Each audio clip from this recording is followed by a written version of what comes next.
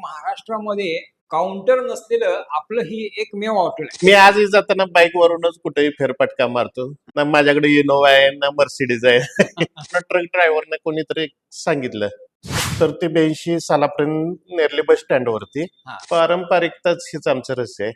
तुम्ही live kitchen सुद्धा बघू शकता आमच्या हॉटेलचे आणि ग्राहकांचाही आमच्या विश्वास आहे. त्यामुळे टेबलला सर्व करतात, त्यांच्याकडेच बिल देण्याची पद्धत आहे आणि बनवणारे आम्ही घरचीच लोक. नम्रता ही खूप मोठी गोष्ट आहे या व्यवसायात. 50-60 किलोचे 50 ते average 60 आहे. किलो दररोज. कारण क्वांटिटी आमच्या मटनची खूप आहे मटण. ताटाला. 2008 नंतर ह्या इमारतीत हॉटेल चालू झालं. की दत्त भुवनला पुण्यावरनं खास जेवायला येते. हो हो. तर पहिला कोणता कलाकार आला होता? पहिले निळू फुले 2009 ला त्यांचं निधन झालं. 2008 पर्यंत ते येत होते. परंपरा महत्वाची आहे का काम महत्वाचं आहे? काम महत्वाचं आहे, त्यात सातत्य राखलं पाहिजे. तुम्ही काही लेडीजना मोह सुद्धा असतो की भाकरी करून दाखवावी. आमच्या लेडीज उठवून तिथं भाकरी करून दाखवण्याचा सुद्धा मोह असतो त्यांना व्हिडिओ करून दाखवण्याचा. अगदी जपान चीनचे सुद्धा ग्राहक व्हिडिओ कॉल करून आपल्या नातेवाईकांना ते दाखवत असतात. आणि फ्रँचायझी बघताय तुम्ही, त्या ज्या स्पीडनं वाटत गेले त्या स्पीडनं त्या बंद पडत आल्या. नमस्कार. नेरले येथे गेल्या 40 वर्षापासून स्वर्गीय खाशाबा कदम यांच्या प्रेरणेतून सुरू झालेलं हॉटेल श्री दत्त भुवन. या हॉटेलचे मालक माननीय प्रमोद कदम यांच्याशी आपण आज गप्पा मारणार आहोत. नमस्कार, मी दत्त भुवनचे सर्व प्रमोद कदम. आपल्याला या दत्त भुवन हॉटेलची सुरुवात आणि या सुरुवातीच्या करण्यामागची जी प्रेरणा आहे त्याबद्दल माहिती पाहिजे. हे हॉटेल माझे वडील तसे अपघाताने झाले. त्यांचं 1969 साली अपेंडिक्सचं ऑपरेशन झालं. हा. त्यानंतर त्यांना ओझ्याची काही कामं करायची नव्हती. हा. त्यामुळे त्यांनी छोटासा भजीपावचा गाडा किंवा मिसळ अशा स्वरूपात त्यांनी नेरलीत जंगली महाराज मठात 70 साली चालू केलं. हा. त्यानंतर नेरली बस स्टँड वरती 1982 सालापर्यंत तिथं चालू केलं. नंतर आहे या वास्तूत 1982 नंतरचा आजपर्यंत अखंड प्रवास चालू आहे. म्हणजे सुरुवात 1982 ची सुरुवात इथली आहे. इथली आहे. त्याच्या मागचा इतिहास मोठा आहे. मोठा आहे. सुरुवातीच्या आता तुम्ही सांगितलं हॉटेलचं स्वरूप कसं होतं, तर हे साधारण एक भजीपावचा गाडा होता हा. आणि त्यानंतर आजची ही वास्तू आपल्याला दिसते. हे बदल कसे झाले? म्हणजे सुरुवात अशी होती, ग्राहकांची मागणी वाढत गेली का? ग्राहकांची मागणी वाढत गेली. 70 ते 82 सालापर्यंत नेरले बस स्टँड वरती. हा. नंतर 82 नंतर इकडे अगदी झोपडी टाईप मध्ये बेंगलोरी कौलाच्या घरात. नंतर आता 2008 नंतर ह्या इमारतीत हॉटेल चालू झालं. आजपर्यंतचा प्रवास. सुरुवातीला तुम्ही म्हणाला की भजीपाव, त्यानंतर मग पुढं वेगळं मिसळ आणि मांसाहारी पदार्थ. मांसाहारी. मग मांसाहारी पदार्थाकडे आपण जावं असं तुम्हाला का वाटतं? ग्राहकांची मागणी. नॅशनल हायवे होता. हायवे. हा. ट्रक चालक यांच्यापासून प्रवासात ते असणारी मागणी त्यांनी चालू झालं. आज मला वाटतं 40 एक वर्ष झाली असतील. पण 44 वर्षाचा मांसाहारी जेवणासाठी. हा. ती इतकी वर्ष आपण कंटिन्यू एक चव आपण ग्राहकांना देतो. मग ही देण्यामाग म्हणजे ही चव कंटिन्यू आहे तशी ठेवण्यामाग काय विशेष प्रयत्न केले जातात? घरचे मसाले आमचे. हा. आणि बनवणारे आम्ही घरचीच लोक. त्यामुळे त्यात काही बदल काही जाणवलाच नाही. बरोबर. अगदी आजोबा जेवलेत, त्यांची मुलं जेवलेत, आता नातवंड जेवते तरी त्यांना म्हणजे तो तिसरी पिढी. तिसरी पिढी. तुमची तिसरी पिढी, आमची तशी तिसरी पिढी आहे, ग्राहकांची तशी तिसरी पिढी सुद्धा आहे. यामध्ये आहे. स्वयंपाकांची पद्धत तुमची कशी आहे? म्हणजे जेवण कसं तयार केलं जातं? जे आपण घरी बनवतो हा. तशा स्वरूपातच अगदी चुलीवरचं जेवण. त्यासाठी आमची प्रसिद्धी आहे. तसं अगदी तुम्ही लाईव्ह किचन सुद्धा बघू शकता आमच्या हॉटेलचे. बरोबर. आणि ती आमची एक खासियत आहे. ग्राहकांना देखील त्याचे डोळे जेवतात अगदी. त्याच्या समोर जेवण तयार केलं जातं. हो. आणि बघू शकतो बघू शकतो प्रत्येक ग्राहक. सगळ्यात दत्त भुवन म्हणलं की लोकांना एक माहिती झाली की आता सिनेसृष्टीतले सगळे कलाकार जवळजवळ इकडे येऊन गेले असते. बऱ्यापैकी ह्या भागात आले शूटिंगला वगैरे, कोल्हापूरला, कोकणात, गोव्याला. तर ह्या भागात देतात बऱ्यापैकी. रेफरन्स पहिला आमचा असतो. मला असं जाणून घ्यायचंय की इथं पहिला कोणता कलाकार आला होता? पहिले निळू फुले, श्रीराम लागू, अशोक सराफ, लक्ष्मीकांत बेर्डे. म्हणजे सुरुवातीला निळू फुले आहे. हो, नेव फुले. अगदी 2009 ला त्यांचं निधन झालं. 2008 पर्यंत ते येत होते. ते या भागात आलं की दत्तभुवन त्यांचं त्यांचं stop ठरलेलं असायचं. नागनाथ अण्णांच्या पाणी परिषद असायच्या इकडे हो, आटपाडी असायच्या. आपल्या भागात. हम्म. आणि त्यांचे ते खास मित्र होते. हम्म. आणि ते अंधश्रद्धा निर्मूलनाच्या ह्याच्या कार्यक्रमाला आले. फक्त ते अभिनेतेच नव्हते, हो, ते ते सामाजिक कार्यकर्ते चळवळीचे सुद्धा होते, कार्यकर्ते, चळवळीचे कार्यकर्ते होते. त्यामुळं सारखे कोल्हापूर वगैरे, सांगली, सोलापूरला जर दौरे असले की ते ह्या भागातून असायचे. त्यामुळे त्यांचं येणं जाणं खूप असायचं. तुम्हाला रिप्लाय त्यांनी कसा दिला होता की बाबा मला हे आवडले, किंवा काय सांगितलं तुम्हाला त्यावेळेला एकदा जेवण घेतल्यानंतर? जेवण घेतल्यानंतर कंटिन्यू ते येणे यातच त्यांचं त्यांचं हे आलं. बरोबर. परवा गाडगे फुलेंच्या मुलाखतीमध्ये आला होता विषय हा. की दत्तभुवनला पुण्यावरनं खास जेवायला हो येते. हो हो. ती काय गोष्ट आहे? बाबांशी नाळ जोडलेली असायची त्यांच्या कोल्हापूरशी बऱ्यापैकी. बरोबर, हा. गाडगे कोल्हापूरला बहुतेक होत्या हम्म. स्कूल किंवा कॉलेजच्या वेळेस. हा. त्यामुळे त्यांचं जे येणं जाणं खूप असायचं त्या काळात. बाहेरचे जे ग्राहक येतात, हो, म्हणजे त्यांना आवडीनिवडी वाढलेल्या आहेत किंवा पदार्थांमध्ये विविधता आली, बरोबर. पण इकडे येणारा नाही, इथं येणारा ते म्हणजे ठरवूनच आलेला असतो ग्राहक की जे त्याला खायचं ते मटण भाकरीच खायचं आहे, खायचं. त्याला घरगुती व्हेजच खायचं आहे. तो ठरवूनच आलेला असतो. तिथं आता आमच्या चॉईसला जास्त वाव नाही. वाव नाही, तेव्हा आलेले घ्यायचं आणि संपवायचं. हा. आता लॉकडाऊन मध्ये लागलं होतं किंवा कोरोना काळ होता. हम्म. कोरोना काळामध्ये हे ग्राहकांचं आपलं हॉटेल व्यवसाय बंदच होता का काय? पूर्ण बंदच होता. काही काळ पार्सल व्यवस्था बघितली, पण काही त्याला खास असा प्रतिसाद नव्हता. त्यामुळं नाहीच काही ठेवलं. मग त्यानंतर ग्राहक आपला टिकवून ठेवण्यासाठी काय नाही करावं टिकला, लागलं? काय करावं लागलं? काही नाही करावं लागलं. म्हणजे पूर्वी जे माहिती पूर्वीचे आहे होती, ते कंटिन्यू झालीच. तुम्ही इतकी वर्ष हॉटेल चालवताय, तर याच्यामध्ये परंपरा महत्वाची आहे का काम महत्वाचं आहे? काम महत्वाचं आहे, त्यात सातत्य राखलं पाहिजे तुम्ही. हम्म. परंपरा तर आहेच त्या जोडीला, पण हम्म. त्यात कामात तुमचं सातत्य पाहिजे, तर परंपरा तुम्ही टिकू शकता यात. म्हणजे परंपरा जरी असली तरी सातत्य महत्वाचं आहे त्यात. कारण ग्राहक 100 वेळा तुम्ही ग्राहकाला चांगलं जेवण दिलं, एकदा बिघडलं तर ती हा. एक वेळेचं नाव होतं. 100 वेळा चांगलं जेवण गेलंय त्याचं नाव होत नाही. नाही होणार. असं आहे. म्हणजे आता परंपरेप्रमाणे तुम्ही देताय, हा. तसं आता आधुनिक स्वरूपात याच्यात बदल करावा असं तुम्हाला थोडासा वाटतंय का? वाटतो, पण जाग्यावर ते राहून जातं. हा, मग काय बदल करावा असं वाटतं तुम्हाला? त्यात त्या दोन्हीत आले, त्यात परत पार्किंग पार्किंगची सोय पाहिजे, टेबल वाढले पाहिजेत. टेबल वाटले पाहिजे. ग्राहक तर वाढतच आहे आमचा, त्यात काही कमतरता नाही. तुम्हाला असं पण वाटतं आहे भविष्यात ते जरा नियोजन आहे आता. पदार्थांमध्ये विविधता आणावी असं तुम्हाला वाटतं का हेच ठेवायचं? थोडस पुणे साईडचा ग्राहक आला हा. तर त्यांना ते बोलायचे असल्यामुळे बोलायचं मटण लागतं, ते आमच्याकडे उपलब्ध नाही. बरं. त्यांच्यासाठी जरा थोडस चिकनचा हा एक प्रयत्न आहे. प्रयत्न आहे आगामी काळात करण्यासाठी. ते करायचं. आगामी काळात ते करण्याचा प्रयत्न आहे आमचा. आता तुमची मगाशी सांगितल्याप्रमाणे तिसरी पिढी याच्यामध्ये येते, हम्म. मग आता याच्या पुढची पिढी किती उत्सुक आहे की या व्यवसायात आपण उतरावं असं वाटतं का पुढच्या पिढीला? हा. आता माझे 2 मुलं, दोघंही आता व्यावसायिक शिक्षण घेऊन आहेत आता. म्हणजे एक खास आता हा व्यवसाय चालवण्यासाठी हा नाही, दुसऱ्या इंजिनिअरिंग वगैरे झालेले आहेत आता, पण या पण व्यवसायात ह्या व्यवसायात आलाय. आता एक जण तर आलाय, आता हा. दुसरा अजून शिकतोय. हा. त्याची इच्छा झाली तर आहे, तेवढी तयारी आहे. फेमस हॉटेल जे असतात हम्म. त्यांच्या फ्रँचायझी असतात. हा. म्हणजे आता पुण्यातनं सुरू होतात त्याने अगदी हो, ग्रामीण हो. भागापर्यंत ते हो सुरू होतं. हो. तसं तुम्हाला अशी इच्छा आहे का की दत्तभुवन खूप हा जणांची मागणी झाली होती, पण हा. आम्ही त्याच्याकडे दुर्लक्ष केलं, कारण एवढं सोपा व्यवसाय नाही. हा. आणि फ्रँचायझी बघताय तुम्ही, त्या ज्या स्पीडनं वाटत गेले त्या स्पीडनं त्या बंद पडत बंद आल्या. पडते, हा. कारण मूळ जिथं जी क्वालिटी मिळते ती ते पुढं सगळीकडे मिळेल याची शाश्वती किंवा नाही. ते देतील किंवा त्यांना कायम रस आहे त्यात, असं नाही वाटत मला. हम्म. फक्त पैसा लावणे न व्यवसाय करणे हे काम नाही. त्यात त्यांनी त्या झोकून उतरलं पाहिजे त्या धंद्यात. नवीन पिढी याच्यामध्ये यायचा प्रयत्न करते हॉटेल व्यवसायामध्ये, हम्म. तर त्यांना तुम्ही काय सांगाल की काय अडचणी आहेत किंवा याच्यात? हॉटेल धंद्यात अडचणीच आहेत, हम्म. भरपूर अडचणी आहेत. एक तर ते उतरणारे त्यात तग मारत नाहीत. हम्म. कामगारांचा प्रश्न आहे, आचार्यांचा प्रश्न आहे.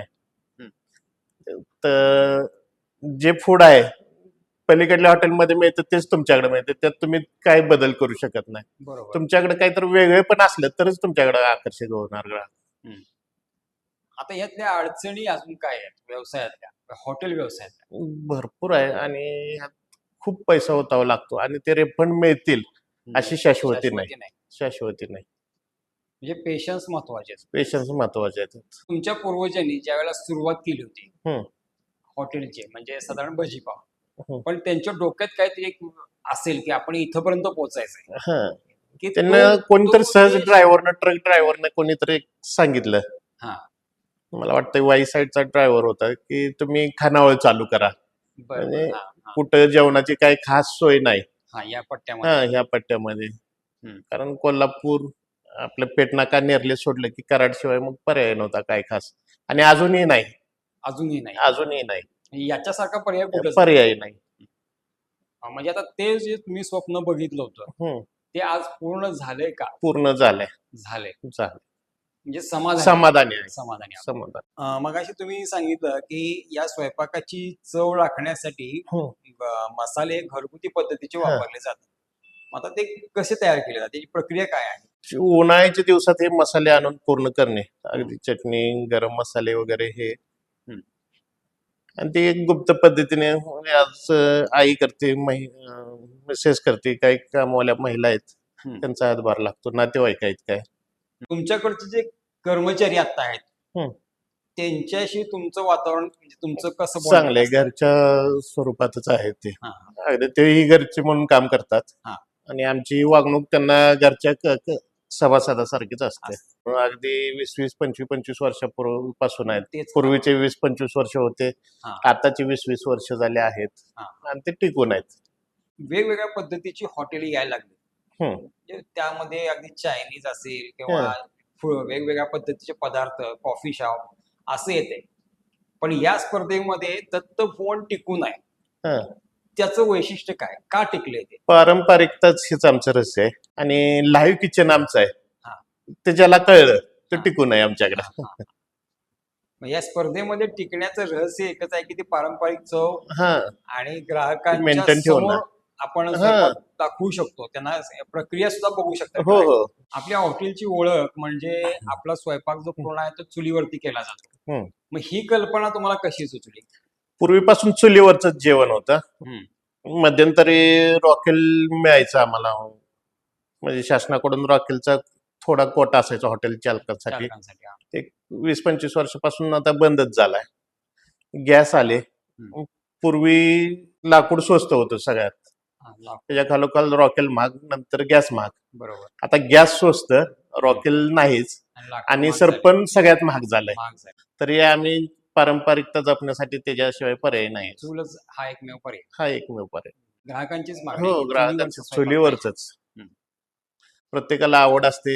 अगदी लाईव्ह मध्ये ते देशात परदेशात व्हिडिओ कॉल करून आपल्या नातेवाईकांना ते दाखवत पाहिजे. असतात. हा, हा, हा. इथं स्वयंपाक, इथं स्वयंपाक असं. हम्म. काही लेडीजना मोह सुद्धा असतो की भाकरी करून दाखवावी. हा, हा, हा, हा. ते आमच्या लेडीज उठवून तिथं भाकरी करून दाखवण्याचा सुद्धा मोह होय. असतो त्यांना व्हिडिओ करून दाखवण्याचा. ठीक अगदी आहे. जपान चीनचे सुद्धा ग्राहक, म्हणजे आमचे इकडे आता गाडगे पाटील ऑटोमोबाईलशी निगडीत असणारे किंवा आपल्या MIDC मुळे येणारे हा. उद्योजक असतील, त्यात परदेशी सुद्धा भरपूर असते. परवाच अगदी जपानचे सुद्धा काही लोक होते जेवणासाठी. बरं. आता वेळ कुणाकडेच नाहीये, या सगळ्यांना इन्स्टंट पाहिजे. बरं. हॉटेलात गेलं तर आपली ऑर्डर दिली की 10 मिनिटात आपली ऑर्डर टेबलवर यावी अशी प्रत्येकाला अपेक्षा असते. हम्म. पण समजा या प्रक्रियेमध्ये गर्दीमुळे वेळ झाला हम्म. तर त्या ग्राहकांची काय अपेक्षा असते? प्रत्येकाला लवकर देण्याचा प्रयत्न करतोच. फक्त आमचं एक पारंपरिक पद्धत आहे, त्यामुळे थोडासा वेळ लागू शकतो. म्हणजे ग्राहक तेवढं समजून घेतात. ग्राहक समजून घेतात. एखादा मग किस्सा होतो, मग वादावादीचा प्रसंग, पण तो टाळून न्यायचा तेवढ्या वेळेत. आता हॉटेल व्यवसायामध्ये एकतर आचारी असतात, हम्म. पण तुमच्या हॉटेलचं असं वैशिष्ट्य आहे की ते तुम्ही स्वतः त्यामध्ये लक्ष घालतात. हो, आम्ही स्वतः घालतो, त्यामुळेच एवढा प्रवास मोठा झालाय आमचा. हा, म्हणजे आचार्यांवर आचार्यावर पण नाही, किंवा पहिल्यापासून आमच्यात आचार्य ही पद्धत नाहीच हॉटेलला. स्वतः करतो. काही नातेवाईक आहेत 2-3, माझ्या पश्चात ते बघतात, ते पूर्ण लक्ष देतात. साधारण आता रोज किती किलो मटण आपल्या हॉटेलसाठी लागतं? 50-60 किलोचे 50 ते ॲव्हरेज 60 आहे. किलो दररोज. कारण क्वांटिटी आमच्या मटनची खूप आहे मटण. ताटाला. मागणी मटणाच्या पुरेपूर जेवू शकताय हा, पोट भरून. एवढं हा, मटण तुमच्या ताटातील एवढे आमचे हे असतात. बरोबर. आता मूळचं आपल्या हॉटेलचं वैशिष्ट्य म्हणजे मांसाहार आणि हा. मटण. हा. आपल्याला साधारणपणे 50 ते 60 किलो मटण रोजचं लागतं. हम्म. मग हे आपला पुरवठा करणारं कोण आहे किंवा त्याची मॅनेजमेंट कशी असते? पुरवठा करणारी इस्लामपूरच्याच मार्केटमधून आम्ही आणतो मटण. त्यात आटपाडी, सांगोला, नातेपुते ह्या भागातून, नगर भागातून बकरे आणतात. बरं. आणि आपल्या भागात एक चव आहे वेगळीच. आणि ते पुरवठा आम्हाला वेळेत करतात. प्रसंगी त्यांचा ग्राहक सोडून देतात, पण आमचा पुरवठा आहे तो रोज केलाच पाहिजे त्यांना. बरोबर आहे, त्या पर्यायच नाही ना. हा. आता सध्या चाललेल्या असलेल्या तुमच्या या हॉटेलमध्ये तुम्ही सगळ्याच पातळीवर तुमचं लक्ष आहे. असा एखादा दिवस येतो की तुम्हाला परगावी जावं लागेल. त्यावेळेला ते मागे टीम सांभाळणारे असतात नातेवाईक, एक दोघं आहेत ते पूर्ण वेळ सांभाळतात. मुलगा आहे आता. मला असं समजलंय की महाराष्ट्रामध्ये काउंटर नसलेलं आपलं ही एकमेव हॉटेल आहे. हो, प्रत्येक कामगारावर आमचा विश्वास आहे आणि ग्राहकांचाही आमचा विश्वास आहे. त्यामुळे जी मुलं टेबलला सर्व करतात त्यांच्याकडेच बिल देण्याची पद्धत आहे, ते पण अगदी विश्वासानं काम करतात आमचे. त्यामुळं काय तो काउंटर साठी एक खास माणूस बसवायचा, तेवढा एक माणूस आमच्याकडे नाही उपलब्ध. हॉटेल विस्तारासंदर्भात तुमच्याकडे कधी प्रस्ताव असा आला होता की खूप जणांचे येतात. त्यात शासकीय अधिकारी बरेच असतात, उद्योजक असतात, डॉक्टर असतात. त्यात 2004-05चा किस्सा सांगतो तुम्हाला. युवराज संभाजीराजे आपले कोल्हापूरचे, त्यांनी सांगितलं होतं आम्हाला की पुण्यात मी चालू करा. त्यावेळेस शाखेचं हे आताच्या त्याच्यातलं लोन नव्हतं. आणि त्यावेळेस ती झालेली चूक वाटते मला, आज खंत वाटते त्या गोष्टीची. आज आपण पुण्यामध्ये असतो. आज आपण पुण्यामध्ये असतो. आता या व्यवसायामध्ये येणारी जी तरुण मंडळी आहे, त्यांना तुम्ही काय सांगाल की याच्यामध्ये टिकून राहायचंय आणि यश मिळवायचंय, पण यश प्रत्येकालाच मिळेल असं नाही. हॉटेल धंद्यात खूप पैसा ओतावा लागतोय सुरुवातीलाच. आता रिटायर्ड लोक काय करतात, शिक्षक वगैरे असतात, ते 40 लाख रुपये हॉटेल व्यवसायात लावायचे.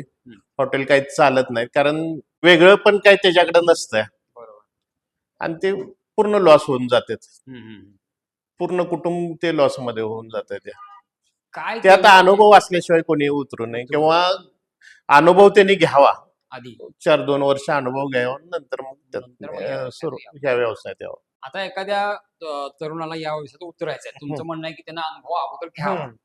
मग नेमकं त्यांना हॉटेल कामगारापासून माझ्या मते सुरुवात करावी. हो, कामगार म्हणूनच काम करावं, मालक म्हणून नव्हे, कामगार म्हणून. त्यातले बारकावे काय ते शिकावे हॉटेल व्यवसायातले. कारण ते काही 4-2 महिन्यात होणार नाही, त्याला 1-2 वर्ष जातील. या प्रक्रियेदरम्यान त्याला काय अडचणी येते ते त्याला लक्षात येतं. तुमच्या या हॉटेलमध्ये परंपरा आहे, बरोबर, तुमच्या वडिलांपासून आलेला आहे, चालत आलेला व्यवसाय आहे. बरोबर. जरी परंपरा असली तरी तो टिकवणं महत्वाचं आहे. बरोबर. ह्या टिकवण्याच्या प्रक्रियेमध्ये तुम्हाला काय आव्हान आहे? नम्रता ही खूप मोठी गोष्ट आहे या व्यवसायात. तर माझ्या वडिलांचं वय 75, 60-65 वर्ष होतं. जयसिंगपूरचे उद्योजक होते, वयानं अगदीच मोठे होते त्यांच्यापेक्षा. शिराळचे पोट्यांना एक होते, हॉटेल व्यावसायिकच आमचे, दत्ताजीराव पोटे. जेवण दिल्यानंतर ही लोक खूप खुश असायचे आणि ते वडिलांच्या आमच्या पाया पडायचे. मला ते आश्चर्य वाटायचं की एवढी मोठी लोक आहेत, उद्योजक आहेत, ते कसे नेहमी पाया पडतात. ते वडिलांनी सुद्धा माझ्यावरती बाळकडून कोरले की कोण जर मोठी व्यक्ती आली, वयस्कर असो किंवा कमी वयाची किंवा महान व्यक्ती आली, त्याला नुसतं नमस्कार केला तर त्याच्यात खूप बदल होतो आपल्याविषयी. नम्रता ही खूप, आणि ते आम्ही जपले. मी जपले, माझा मुलगा, माझे कर्मचारी सगळे जपतात. विनम्रता हे महत्वाचा भाग आहे. आज आम्ही मुलाखत घेण्यापूर्वी आम्ही असं ठरवलं होतं की आज आपण एका मोठ्या हॉटेल व्यावसायिकाची मुलाखत घेणार आहे की जे 40 वर्षापासून चालत आलेलं आहे. मग त्यांचा मालक त्या हॉटेलचा कसा असेल हे आमच्या डोक्यामध्ये फिट होतं की साधारणपणे इस्त्रीचे कपडे असतील, पांढरा शर्ट असेल, पुढारी टाईप असेल, का हातात काहीतरी अंगठ्या असतील, काय चेन असेल. पण आम्ही ज्या वेळेला तुमच्या समोर बसलो त्यावेळेला आम्हाला वेगळं चित्र पाहायला मिळालं. कॉमन मॅन बघायला मिळालं. Common man. मग ह्याच्या मागचं काय गणित आहे? प्रत्येकाने ह्या लाईफ मध्ये असंच असलं पाहिजे. कुणाला हाऊस मौज असते त्याचा विषय वेगळा. हा. मला ती कसली हाऊस नाही, नाही, वडिलांना दिखाऊपणा नाही ना नको. मुलाला नाही. हा, दिखाऊपणा नको. दिखाऊपणा नको असं आहे. जे आहे ते मी आजही जाताना बाईक वरूनच कुठेही फेरफटका मारतो. हा. ना माझ्याकडे इनोवा आहे ना मर्सिडीज आहे ही गाडी आहे. कारण आज 4-2 वर्ष हॉटेल ओपनिंग करते, इनोवा असते त्याच्याकडं, हातात 25 तोळ्याचं कडा असते, गळ्यात 50 तोळ्याची चेन असते.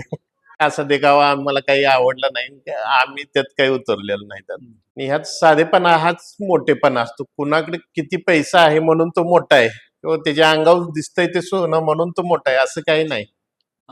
मगाशी तुम्ही बोलण्यामध्ये आपल्याला जाणवलं की आपल्याला पुण्यामध्ये जायची संधी होती पण ती हम्म. मिळाली नाही. हम्म. पण आता काही लोकांनी तुमच्याकडं दत्तभुवन या नावानंच आम्हाला हम्म. पुण्यामध्ये तुमची शाखा द्याल का?